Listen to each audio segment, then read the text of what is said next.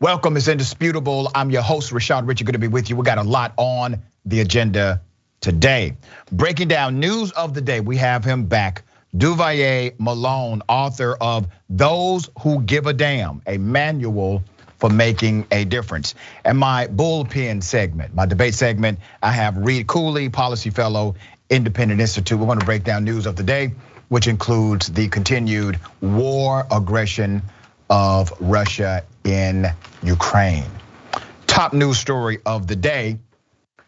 President Joe Biden has kept at least one campaign promise by, nominating a black woman to the US Supreme Court.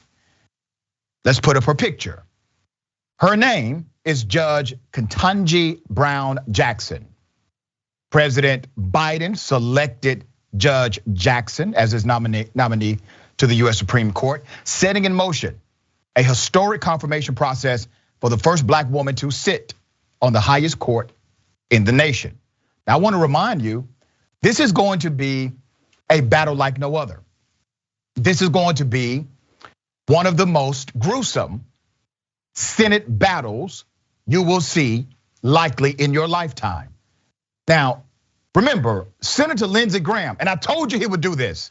Senator Lindsey Graham initially said, no, picking a black woman makes the court look more like America. And I reported on that right here on Indisputable. But with that reporting, I told you as well, he will likely change his mind because Lindsey Graham is known for bending in places where he should not bend. Okay, here it is. Senate Majority Leader Chuck Schumer, he's saying what he should say, vowed that whoever Biden nominates will be confirmed with all deliberate speed. In the 50-50 Senate, all Democrats will need to stay united to confirm Biden's nominee. All right, what's your problem here? Cinema Mansion, those may be your challenges. In a 50-50 vote, Vice President Kamala Harris becomes the tiebreaker. That confirms your Supreme Court justice.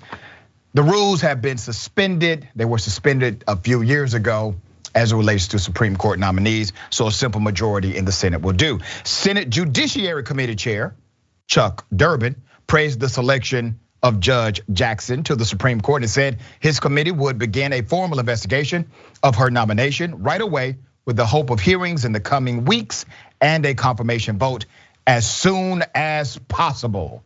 All right?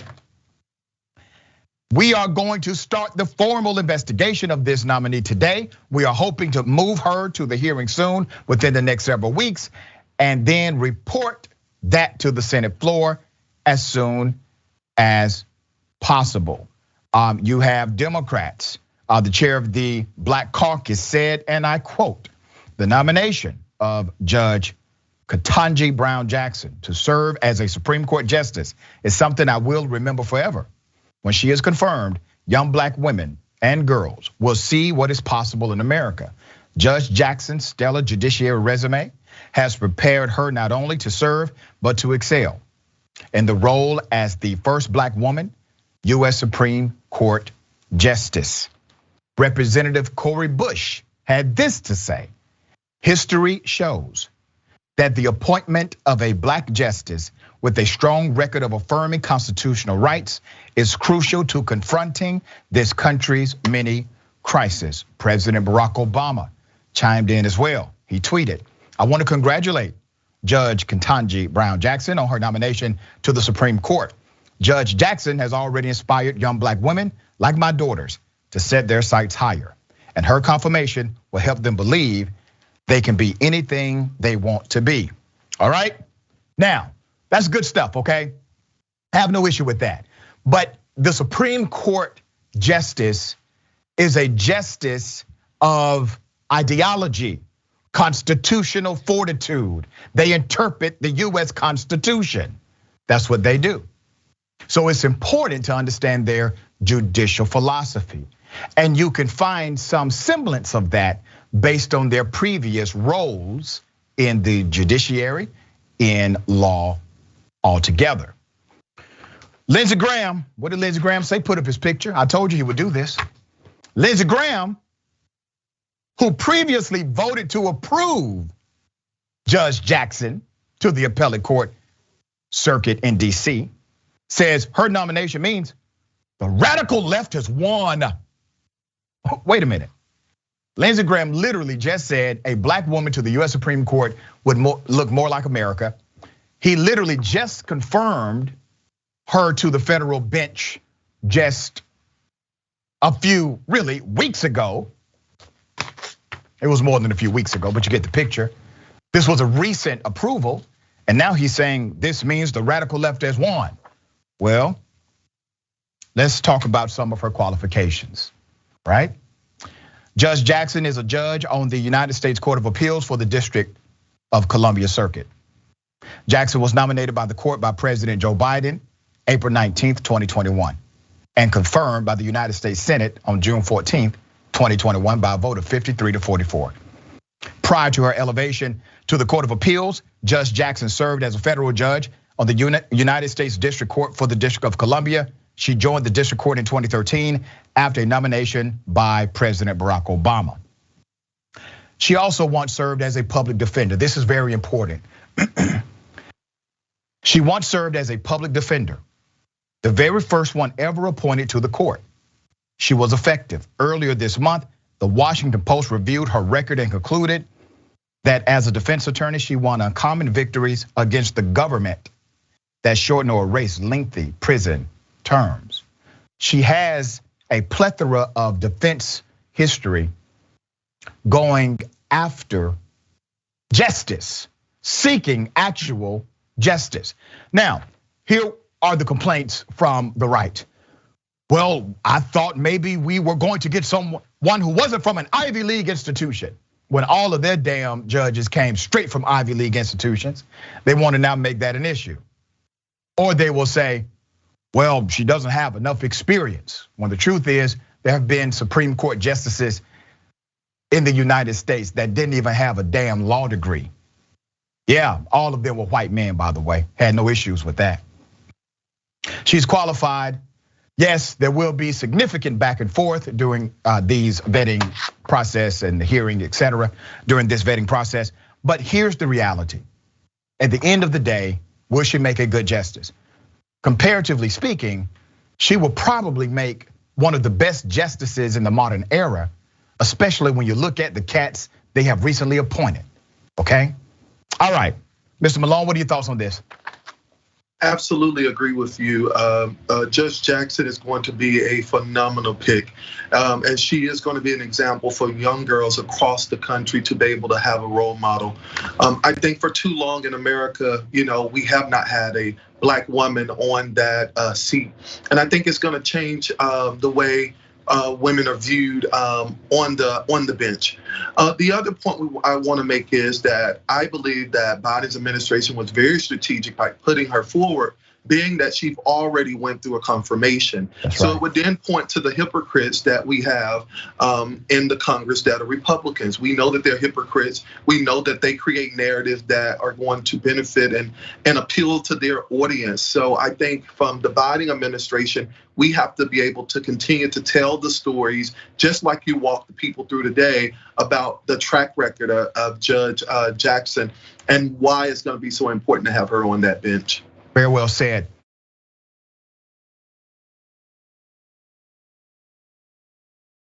Let me take you to Russia. When a country goes to war, we start talking about that country as if everybody in the country is down with the program. And typically, that's never the case, right? The citizens are not down with the program. There's a political class making these decisions for them. They may oppose it. Well, here's what happens when you oppose a war peacefully in Russia.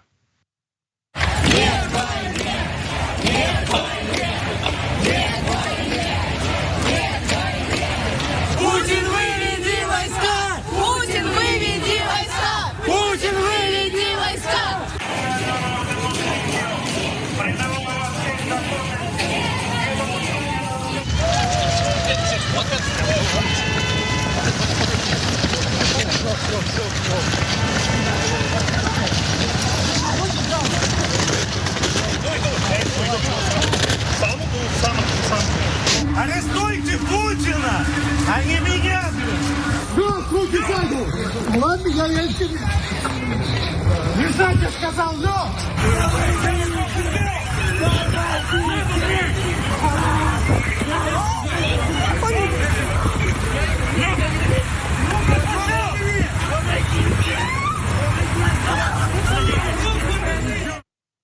Everyone who knows me, they know that I am anti-war. The Russian aggression into Ukraine is simply modern day colonization. And those who support it, those Republicans in particular who are saying things like, well, you know, it used to belong to Russia anyway, which is factually inaccurate. They are supporting an authoritarian regime because of the guy in America who set the tone for them, being Donald J. Trump. This is problematic on many levels. Ukraine is a sovereign nation. Ukraine has a democracy. I thought we were supposed to protect democracies. I digress. If you want more information about my breakdown of this matter, make sure you check out one of my videos. So on Thursday, thousands of Russians took to the streets to do what? To protest the invasion of Ukraine. Protesters were met with heavy police presence. Some were beaten, videos were taken. They have already arrested almost 2,000 protesters who were not committing any criminal activity whatsoever. Here's how police in Moscow are preparing for protests today. Your mums. What are they expecting here, man? We get a little briefing. The goon squad. So what going on?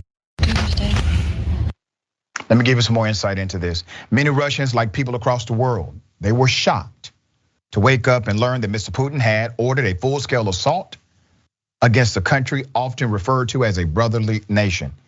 At the protest, many people said they felt depressed and broken by the news of Russian military action. It is important to understand that citizens typically are the ultimate losers when nations go to war. And their story is important for us to tell. And we will tell their story on Indisputable. In Moscow, the police blocked off access to the square in the city center after opposition activists called people to come there. Police officers dispersed even the smallest groups of protesters, ordering them to clear the area through their loudspeakers. A few hundred people, mostly young, flanked the streets leading to the square, and some chanting, "No to war." Yeah. While many Russians credit Mr. Putin with lifting their country out of the economic hardship of the 90s, others are deeply uneasy about his leadership. And tough sanctions that affect everyday Russians, like potential technology embargoes that could separate Russians from their beloved next generation phones, could diminish his support at home. Many Ukrainian politicians and public figures called for Russians to come out to voice their discontent with the incursion. But years of government oppression made the risk of taking part in anti-Kremlin demonstrations very high. I have to remind everyone, they are risking their freedom, they are risking their lives, they are risking their reputation in order to demonstrate in peace their opposition to killing. We have to bring the humanity back into these conversations. What Putin is doing is wrong. Clearly, Ukraine is a sovereign nation. Now, according to Putin, his entire theory is for him to sell this war as if this is the only way for self-preservation and the protection of Russia. Well, as I said before, there's always a sales pitch when it comes to warfare. That's his sales pitch. But there's a lot more behind that sales pitch. All right, Ms. Malone, what are your thoughts on this? I think we need to also remind the American people that are watching today why it's so important that diplomacy is at the forefront of any administration. When we look at President Trump, former President Trump rather, he gave Putin a platform that I believe during his time in office helped to elevate us to where we see that we are today.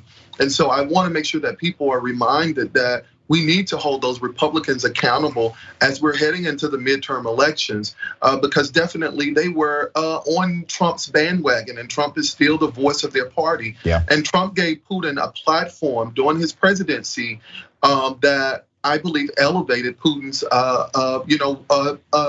place on the world stage. So I just want to remind the American people that I don't think that we will be here today if Donald Trump did not have 4 years in the office and elevating of Putin the way he did. You make a great point, and I reminded someone today that Putin started selling this potential war during the Trump administration. He started making these overtures about Ukraine during the Trump administration, creating a sales pitch, and now you see the fruition of that sales pitch in real time.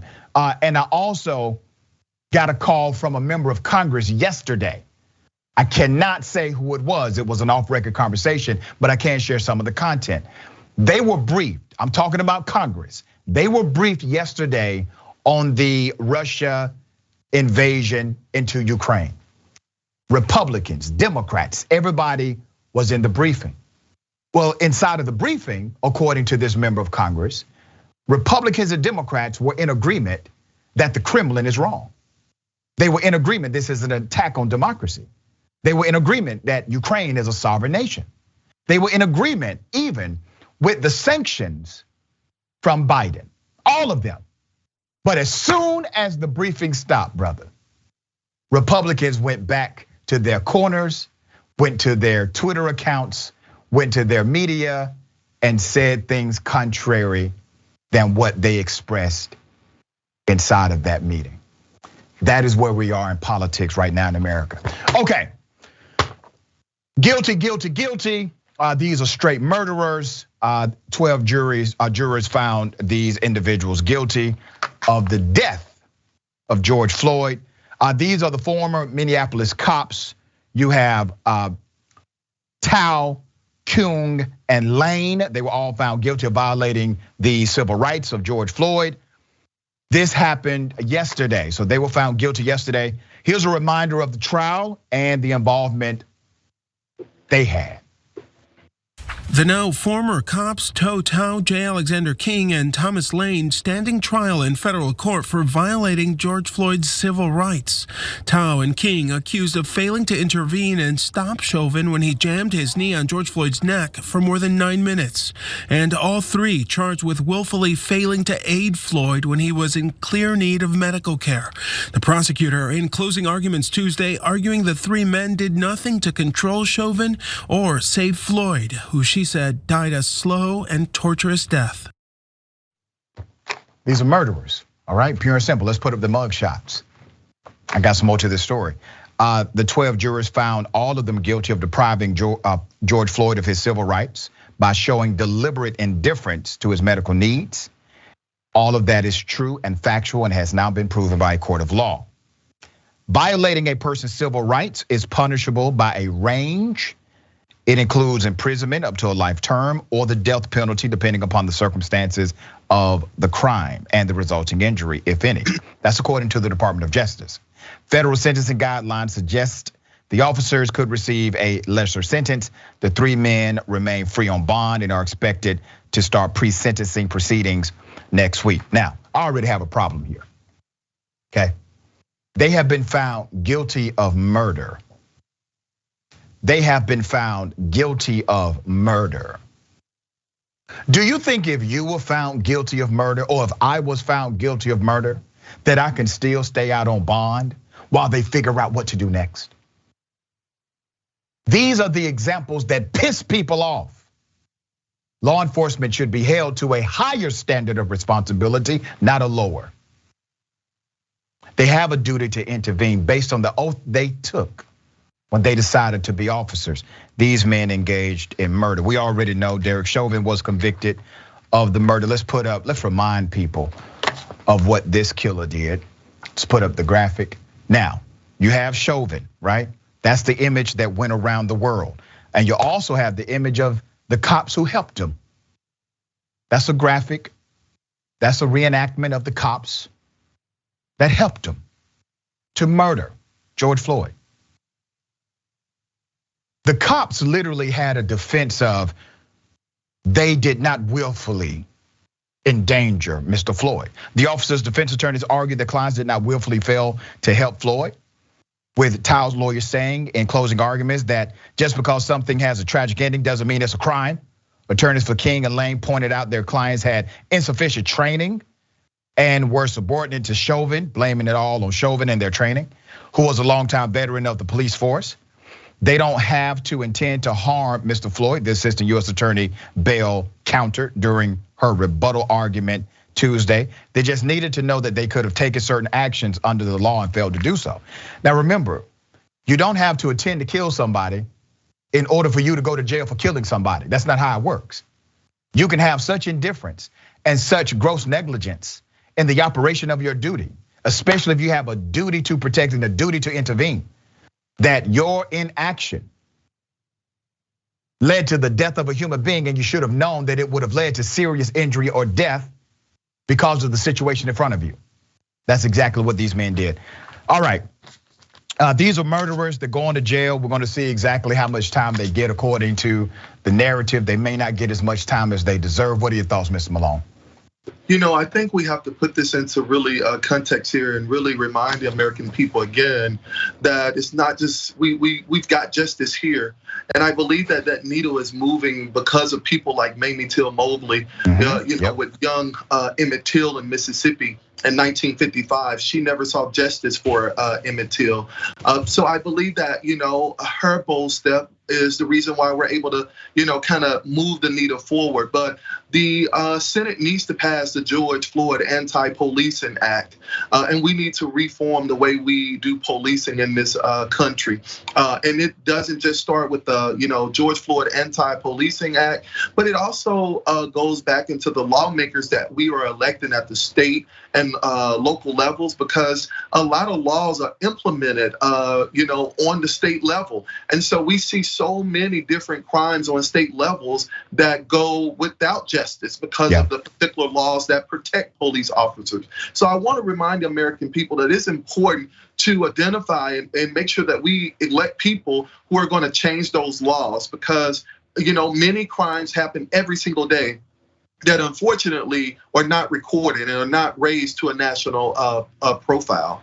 Very well said. There are three dynamics here, all working together: laws, policies, and culture. And when you actually do an exhaustive review, you will see that laws really don't protect cops to the degree we think they do.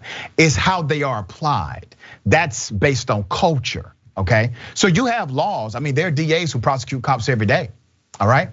They use the same laws that have always been there, but they're able to use those laws and prosecute the cops. So yes, we do need some laws change, but more so than the laws, we need a cultural change. And you can only get to that, not by reform, but by replacement. And I have to remind folks of this sometimes. When we look at cops, we forget that they are an expression of the public good. They are supposed to be servants of the public. They are funded by taxpayer dollars. Nobody goes to a watershed management worker and says, I know you're effed up, but what we're gonna do, we're gonna now reform you. No, you get fired. Nobody talks about a judge in a city court that makes illegal decisions every day and say, we need more training for that judge. No, the judge gets fired. But all of a sudden, when it comes to policing, we want police to not get fired, and all they need is more and better training. No, they need to be replaced, not reformed, not only reformed. All right, we got more on the other side. It's indisputable, stick and stay.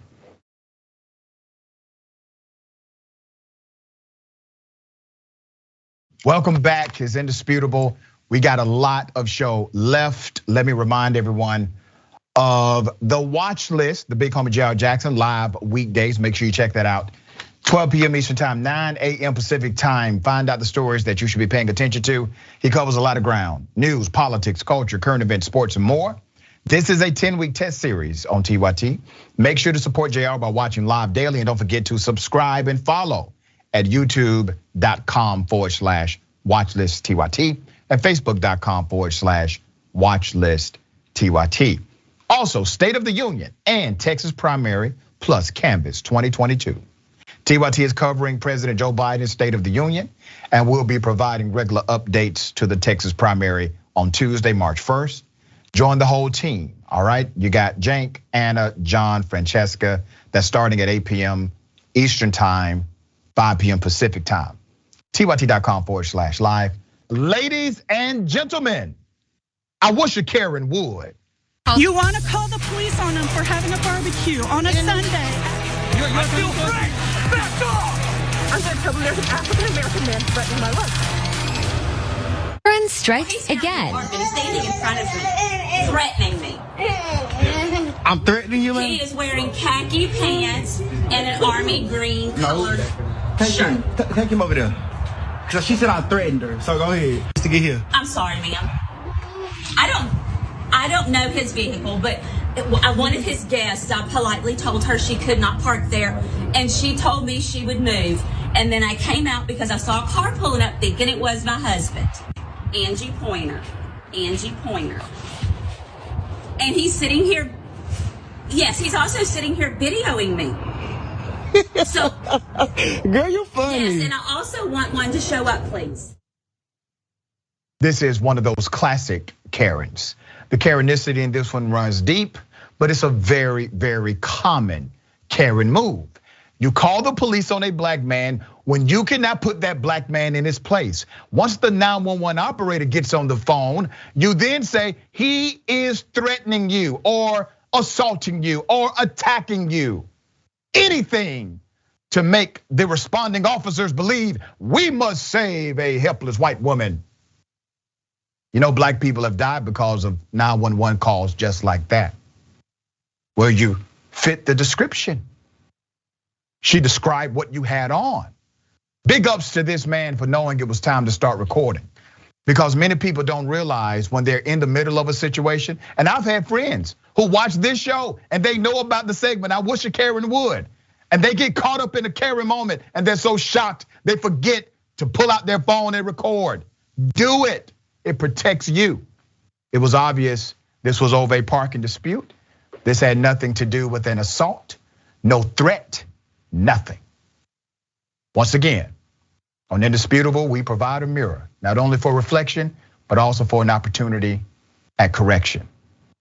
Mr. Malone, thoughts?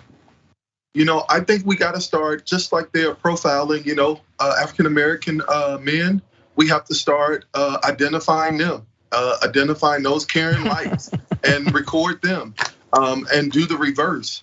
And I'm grateful for technology. And I think we have to use those means to do a reverse. That's my thing. Let's reverse. So Mr. Malone, here's your recommendation. I kind of like where you're going with this.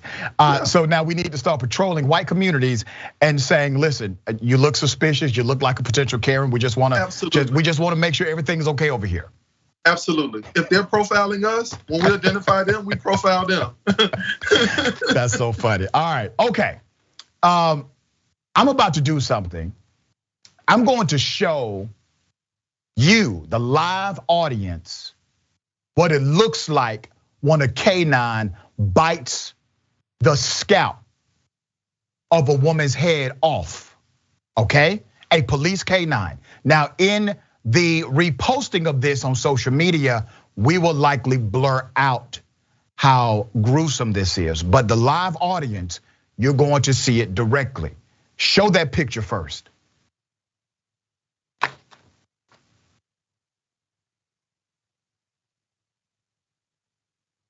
Okay, this is very difficult to see, but it's important to the story of that victim of what happened to her. Her name is Talmika Bates. This was a brutal 2020 arrest of a black woman. She had her scalp ripped off of her head by a Brentwood, California police canine under the direction of a cop. She was suspected of stealing cosmetics. The police were called, and you see what happened. Now let's put up a picture of the cop and his dog. His name is Ryan Resentez. The police canine, his name is Marco. She was disfigured by that team. Now, the pet, the canine, is doing what they taught him to do. The man that you see is 100% responsible for what happened to this woman, okay? Although the video is shaky, the audio clarifies Bates' screams calling off Marco while Resendez, German commands to heal were ignored by the K9 twice. As Bates cried for medical attention, the officers on the scene demanded she exit the bushes. She was telling them, "I need help." Resendez was propelled to physically remove Marco from the severely hurt young woman. The civil rights attorney, Adante Pointer, filed a federal lawsuit late Tuesday night. That lawsuit claims the cop, who is still currently employed, violated his training and instructed Marco, a German Shepherd police dog, to go after the woman without providing any warning or a reasonable opportunity to surrender, per policy of that department. The lawsuit is also focusing on the officer's police report, in which he fails to mention the fact that he permitted Marco to needlessly maul Miss Bates, or that he lost control of the K9 as the K9 seriously injured Miss Bates. All of that is mysteriously missing from the police report. 2 years later, Bates is a student who lives in Oakland. She describes the painful memory as traumatizing and sad. She was rushed to the hospital in Walnut Creek after the incident, where her scalp was sewed back on. However, her hair still does not grow around her wounds. "I feel ugly," she said. "I get miserable. I get depressed. I'm not happy with myself. I don't even feel cute." In the shoplifting case, Bates pled guilty for felony grand theft and spent 120 days in jail, and is on probation for a year, according to the local affiliate Fox 5. The Marshall Project, who follows these K9 attacks, had this to say: an extensive investigation led by Marshall Project last year, examining more than 150 severe bites, found almost none of the victims were armed. None. And most were suspected of low-level, non-violent crimes. Some were innocent bystanders. Among those cases are an Arizona man whose face was bitten completely off. A 51-year-old man who committed no crime but was killed in Alabama when the dog tore an artery in his groin. There is a movement and advocacy of criminal justice reformists who say that K9 should not be utilized. I agree with those advocates. When you look at the data, it is staggering to think that somehow, low-level, non-violent offenses should end with a dog damn near killing you. Okay, we're gonna continue to follow this story. Lawsuit has been filed. The young lady is a student now, trying to better her life. We wish her well. Mr. Malone, thoughts on this? It's a culture thing, and I agree with you. These K9s should be discontinued, but it is a culture thing. And to your point earlier, it's just not about reforming the police system. Yeah. It's about changing the culture of that system. The data is there to show, show the levels of these crimes, and that data should be reviewed and it should be changed, and people should be fired, and these police departments should be sued because there's no rhyme or reasoning for such types of force. But it just goes back to your point. The common theme tonight with police in this country, it needs to be not just reform, but it needs to have that culture redefining that when people take actions like this, they're fired. That departments should be, sued. And I think you will see things change if that type of action actually happens. Right, and I will add, brother, one more layer to this, because it is already illegal to falsify a police report or provide false information or leave out pertinent information with the attempt to falsify the conclusion of that report. That's already illegal. It's a violation of your oath. It's a fraudulent document. Some DAs are starting to enforce it. We need more enforcement of that. That's a law already available to those who give a damn about holding cops who are corrupt accountable. All right, we got more on the other side. It's indisputable. Stick and stay.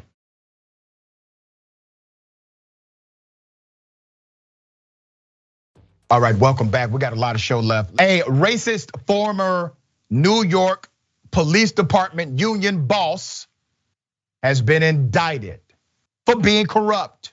Let's put up his picture.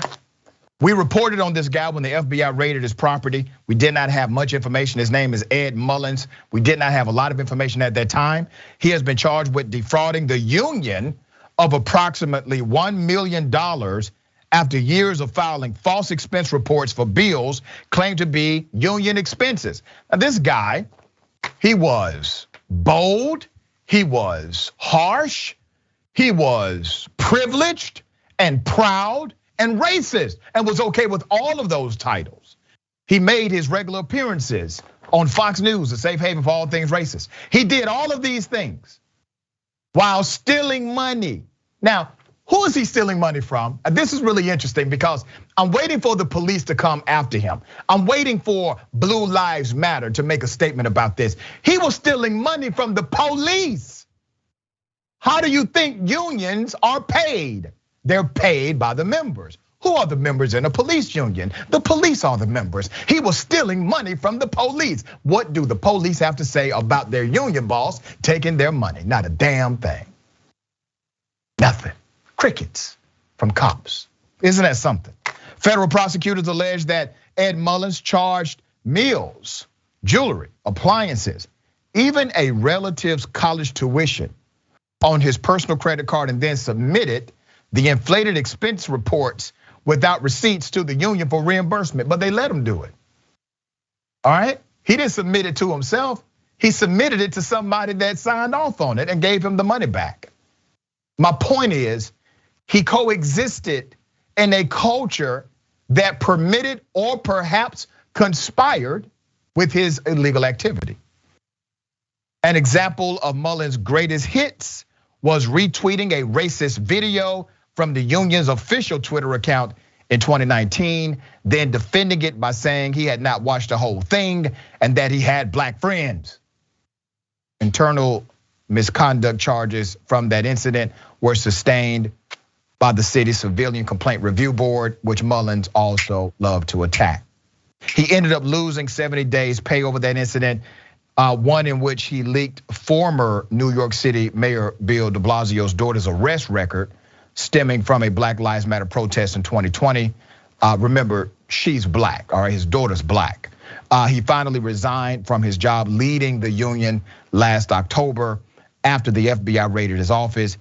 And it looks like they found enough to proceed with the case against him. If convicted, he faces 20 years in prison. These are serious allegations, serious charges, but where is the serious response from the police officers that he stole from? The reason why I bring that to your attention,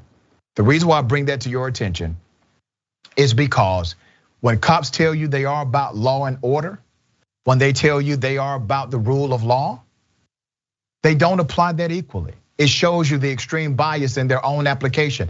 Their understanding and application of law is extremely subjective. All right, Mr. Malone, thoughts? Man, I hate to keep repeating this, but it's a culture thing, and it's the lenses in which these people see the world, right? Just like you said, they are aware of those biases, but in some regards, the system and the culture allowed them to do what they're doing, right? Yep. And so we can't necessarily just blame the people who are committing the crimes. We also got to blame the people who are signing off on these documents and people who are well aware. When we look at police departments, not just fraud, but we look at reports every single day get hidden, they're getting thrown away. Yeah. And somebody in those departments knows something, right? And they're not willing to even speak up and speak out because they see the world through some different lenses. And we gotta start having these conversations about how do we change those cultural lenses in which these people see the world. How can we make that connection where those biases become less and less in these departments? Yeah, and I think it starts when we start firing people and we start holding people accountable. But when people know that they can get away with these different instances and crimes and fraud, they're gonna keep doing what they're doing. Yeah, And that's exactly what happened here. And let's be very clear, you can't steal $1 million by yourself. You hear a story about somebody stealing $1 million through some white collar operation. They didn't do it by themselves. All right, somebody's helping.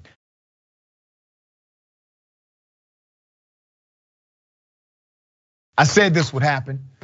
Republicans are promoting and they have passed a bill that would make it illegal for a citizen to record a police officer. Let me take you to Arizona. Put up the picture of the guy sponsoring the bill. His name is John Kavanaugh. The individuals who took video of the police killing of George Floyd or Eric Gardner would have faced criminal charges if in Arizona under their new legislation, if applied. It has already won the approval of the State House of Representatives with only Republican support. The legislation now heads to the Senate. This is extremely dangerous. The bill proposed by Fountain Hills Republican Representative John Kavanaugh, who spent decades as a police officer for the Port Authority of New York and New Jersey, would make it unlawful for someone to film the police up to 15 feet away while officers were engaged in lawful enforcement activity. Constitutional experts and civil rights advocates say the proposed law would be unconstitutional. Now, he believes, oh, no, it's actually constitutional because I'm not telling people to stop recording.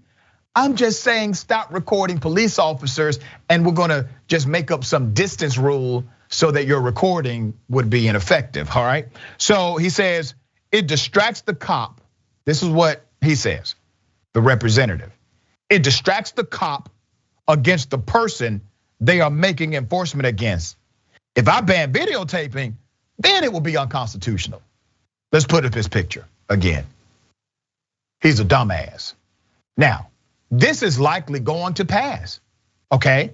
Now, if it gets signed into law, I do believe it will be overturned, hopefully by a judge if you find a decent and common sense judge. But that's also you rolling the dice, all right? So let's be very clear. The Supreme Court has upheld time and time again that civilians are allowed to record police officers. And explain this to me.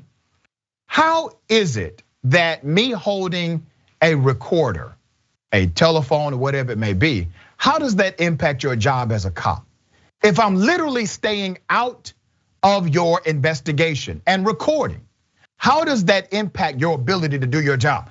How does it create a distraction? And really, if you're doing your job right, you want as many people as possible recording it. You don't want somebody's word against you and they're lying on you, Mr. or Miss Officer. You want a camera record. You want evidence of your good deeds, of your execution of professional services. You want somebody to be able to be a witness for you if you're doing your job right. But we all know why you don't want it. We all know why police departments across this country are saying no to this. They do not want citizens recording them because they want to continue to do their dirt without being held accountable. Let's call it for what it is. All right, it gets deeper. Courts have upheld that people do have a constitutional right to videotape police activity. And now to say that it is illegal is just idiotic. This would make the recording of the murder of George Floyd illegal. That's according to Dan Barr, media and First Amendment attorney. Here are the details of the bill that we're talking about. It's House Bill 2319. Says that anyone who police order to stop filming, think about how dangerous this is. If anyone who police order to stop filming continues to do so, they would face a Class 3 misdemeanor and up to 30 days in jail. The bill passed out of the Arizona House of Representatives Wednesday, 31-28, with Republicans supporting it and Democratic lawmakers opposing it. These people don't give a damn about the Constitution. They know this is unconstitutional. They don't care about the Constitution. An amendment added by the House Appropriations Committee allows people, it says, okay, all right, we're going to allow people to film their own interactions with the police. Good luck. Good luck on that amendment. As long as they are not interfering with lawful police actions. Have you ever tried to film yourself while being arrested by the police? Okay, you ever seen somebody try to do it? It's always unsuccessful.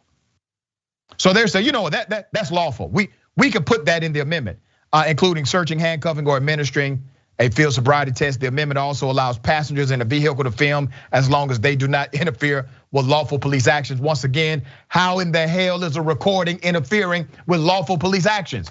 If you are interfering with lawful police actions, you're doing something other than recording. Because literally recording means you're recording. That means you're not interfering because you're holding something to record. You're not interfering, you can't interfere. The amendment also limits what could be filmed from closer than 15 feet, questioning a suspicious person, conducting an arrest, issuing a summons, or enforcing the law, and handling an emotionally disturbed or disorderly person who is exhibiting abnormal behavior. Where did this idea come from? Kavanaugh said he initially got the idea to run the bill because he had seen stories of groups of people going around filming police. I mean, damn, they're acting like citizens. He said the legislation didn't originate with any police union or advocacy group. He's lying.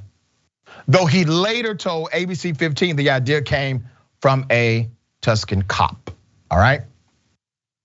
Why does this matter? Filming the police has played an integral role in helping journalists and researchers learn the breadth and how law enforcement use what's called cover charges. You know what a cover charge is? That's when they charge you with BS because they have nothing else to charge you with. It's to cover their ass, all right? They use cover charges to justify the use of excessive force against you because they never had a reason to arrest you in the first place. The term is often used by defense attorneys to describe charges used by police to cover up their bad behavior or explain away the use of excessive force. Now I'm gonna give you a stat that should be shocking to everybody. In Jefferson Parish, Louisiana, a department we cover a lot here on Indisputable. Out of all of the times where a cover charge was used, 73% of the time, it was a black person. Okay? Let that sink in. Mr. Malone, thoughts on this? This is happening with voting. It's happening with now police, not lawmakers pushing up laws. But Republicans are very strategic, and they're much more strategic than Democrats.